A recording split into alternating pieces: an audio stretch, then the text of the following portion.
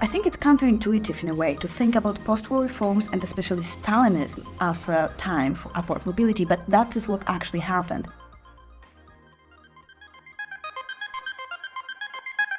You're listening to the Transformative Podcast brought to you by the Research Center for the History of Transformations at the University of Vienna.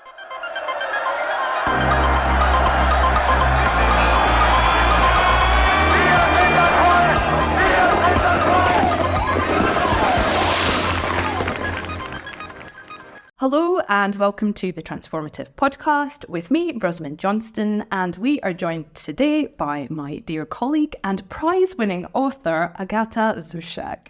Today we're going to be discussing your most recent of multiple books, Agata, which is Limiting Privilege, Upward Mobility Within Higher Education in Socialist Poland, and this just came out at the end of last year with Purdue University Press. So, first of all, congratulations.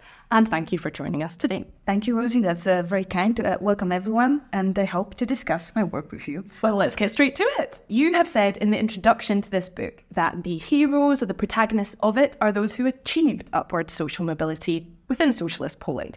So can you tell me a little bit about who they were and their life stories? I was focused mainly on first-generational students.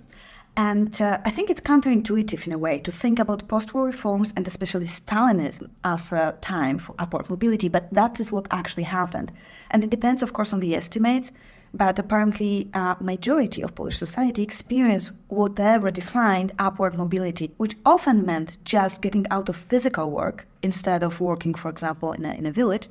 However, these definitions are extremely flexible, so we need to focus on the detail. I was mainly interested in peasant and working class students who were encouraged to enroll to the university thanks to post-war press campaign, reforms, lots of tools that were implemented like initial year or preliminary course. There were tools precisely designed to encourage people to enroll, put in a way possibility to study at the university or technical university into their horizon of expectation.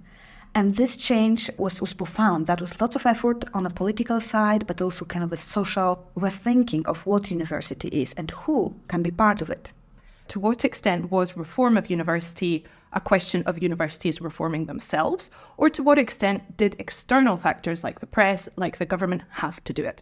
For sure, in the first post-war year, it was kind of a critical mass of change. There's lots of support on the side of society towards the reform, like agrarian reform, educational reform. My case study is University of Łódź. Łódź is an industrial city. It was the biggest city with new borders of Poland for this particular moment when Warsaw was still in ruin. And at that time, lots of leftist, liberal, or whatever you would call them, and what they call themselves at the time, lots of these leftist intellectuals came to Łódź trying to rebuild university, trying to rethink it anew. So at that particular point, there was lots of grassroots initiatives. For example, this preliminary course was actually designed by the professors in Łódź, firstly in the attempt to help students whose educational paths were affected by the war, not exactly because of the class consciousness, but later it was taken, let's say, by the state as a solution implemented nationwide to help exactly peasant and working class students to enroll to the universities. So it's really difficult to answer this question straight. I think in general, my thinking about social change is that politically designed, implemented reforms is just a part of reality, and it's always reinterpreted, re-articulated depending on different, let's say, layers of a state. Both administration of the universities, students themselves. This is like much more paradoxical, fluid, multi-layered reality that we want to face as researchers to understand the past. There was this whole new infrastructure created for these first-generation students who were perhaps leaving peasant backgrounds and moving into the intelligentsia, but they still faced, even at this period of peak reform, some big obstacles. Can you talk a little bit about what they were? We have actually great insight to what was happening at the universities thanks to sociologists of the time. Maybe not during the Stalinization when sociology was banned, but just in the mid-50s already there were research projects aiming at understanding what was happening at the universities. And the results were, heartbreaking, because the people who were achieving so much, taking enormous effort to move upward in the social ladder, experienced later on at the university's daily classism. It occurred to be very difficult for them to find themselves and to feel at home at the university. Furthermore, statistic data also proves that dropouts were much more common. They also occupied worse position in a planned economy, that many of the jobs positions were inscribed to you when you graduated.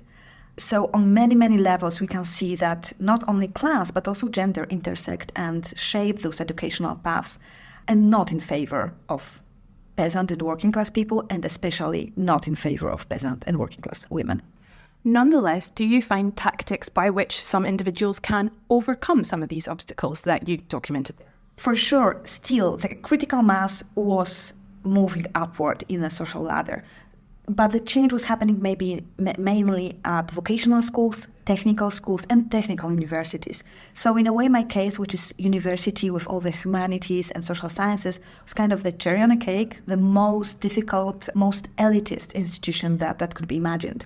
And that's why this is exactly where the limits of this upward mobility were set. So I researched those who became professors at that time, and with all of the, let's say, frame or structure that was prepared for them. By this, I mean the press campaign that was encouraging peasant and working class students to enroll, the initial year or preliminary course, the whole political frame for that, even the leftist and progressive faculty that was at the place. Still, we can see that very, very few make it to become a professor, mainly of peasant origin, and the price to pay was being socialized to more traditional interwar academia and kind of university and university community that would be called traditional or intelligentsia guarded, let's say.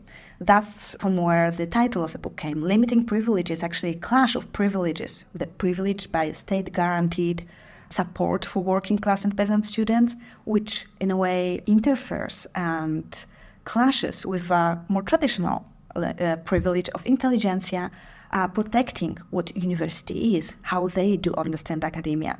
My work is also highly inspired by Bourdieu's work on social reproduction, and this is exactly work of hysteresis, when two factors of social change limit each other. So you touched upon it there. I wanted to ask more about one of these key findings, which is some of those who are the sort of real success stories of making it into, I suppose, the humanities teaching intelligentsia are also perhaps some of the staunchest traditionalists kind of slamming the door shut behind them in some ways. So how do you explain this? So I guess it's rather the condition of becoming a professor, not a kind of a conscious shift. Those who believed in the values of socialist modernization would end up somewhere else. Maybe technical universities, for sure, also political-driven careers. But in case of university and in case of becoming a professor, if you would not get socialized to this more traditional set of values, you just would not make it to becoming a professor. So this is rather how the social reproduction, how the social change is possible, and how those educational paths being shaped by the social structure and political influence. So in this case, we can see that, for example, for working class families, what was important was mainly avoiding physical work, being independent financially and supporting your family as early as possible. And it was not possible by continuing education or higher level. It was rather vocational schools, technical schools, sometimes even 2 years of very quick courses designed to become skilled worker in no time almost. In comparison, university took almost 5 years. Even if there was a reform that created something what we know nowadays, 3+2 scheme of studying, still it was much more risky path, and peasant and working class student would be not so eager to take it. On the other hand, intelligentsia families, for them not getting a diploma would be a degradation. So the stakes were very different for the students who enrolled. We've discussed there that there were limits to the reform of the higher education system, even during these Stalinist years that are seen as the sort of most radically upheaval-filled years in this region. And very often when we talk about things that didn't work out perhaps as those in the Politburo had planned, there's a narrative of dysfunction, that, the communist system was not working well enough to make it happen. Do you see the partial to failed attempts at reforming the university to be a case of communist dysfunction, or what would you attribute it to? I think that focus on party agency and political aspect of a social change actually is like the most common stance, the most common approach towards the higher education research in state socialism. And it produced narratives about captive university or seduced students, which I'm actually trying to revise and make it more complicated in a way. Polish communists were not as potent as many see them nowadays. This is one aspect, but another is I'm a sociologist by training. I'm more interested in what's happening on the ground, when the power hits the ground and how much it would be authoritarian and powerful, which was not so much a case of Polish communists. Still, this is not the aspect that is most interesting for me. Also, designing this research, I was mostly focused on how we can understand what was happening during that time. So political reforms were only one aspect, another intellectual debates, but this is still a very narrow insight to what was happening with the society.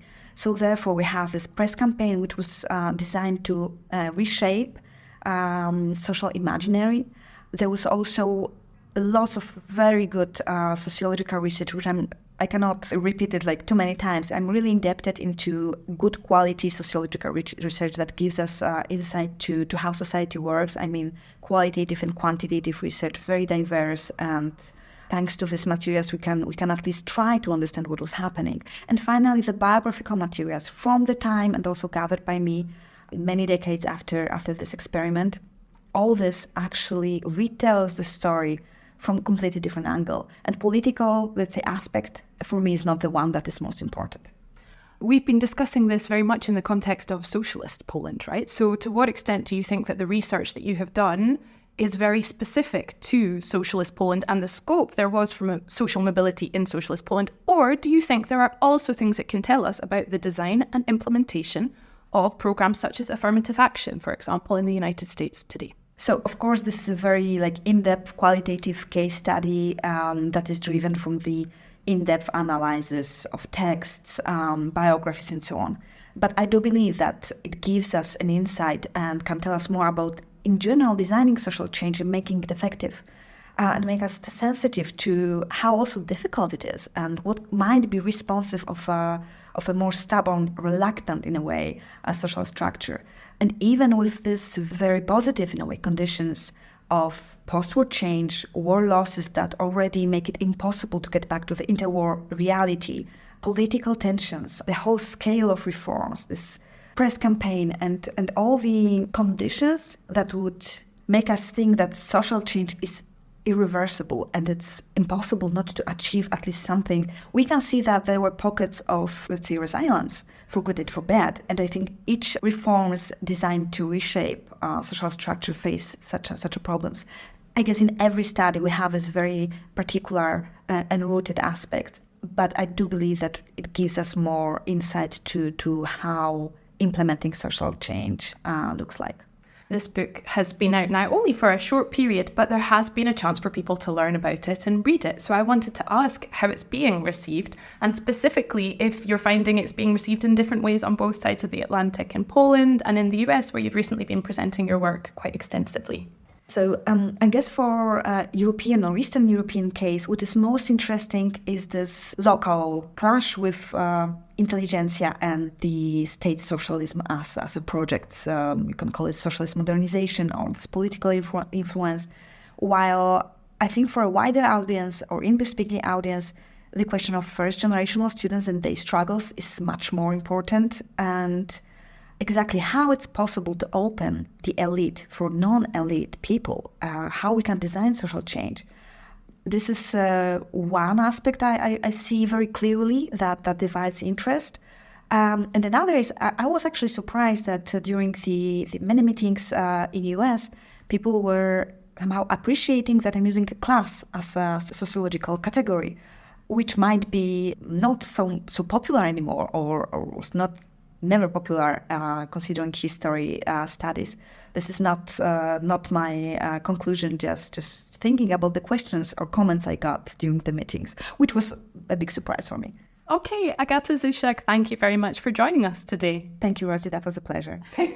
And see us or listen to us next time for another edition of the Transformative Podcast.